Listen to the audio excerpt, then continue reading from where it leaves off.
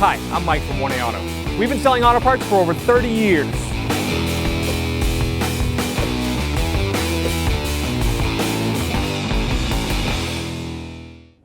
Hey everyone, Sue here from 1A Auto, and we have a 2012 Chevy Traverse in the shop. And I'm just going to show you where the brake fluid reservoir is and how to top it off and what kind of fluid it takes. So once the hood's open, in front of the driver's seat, you have the master cylinder right here, and this is the actual reservoir. The cover is clearly marked .3 fluid. There's no denying that one. It's nice, it says it right out there. So I'm going to take the cover off. Looks in good shape. The rubber boot's still there, it's sealed. And I'm going to top it off. The max line indicator is right here, and it's just a smidge low. That happens through time with a little bit of a evaporation. So I'm just going to top it off with my .3 fluid.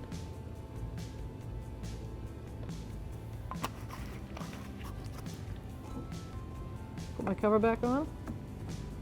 I don't like that. I want it to stay nice and stay. Perfect, just like that. Thanks for watching. Visit us at 1AAuto.com for quality auto parts, fast and free shipping, and the best customer service in the industry.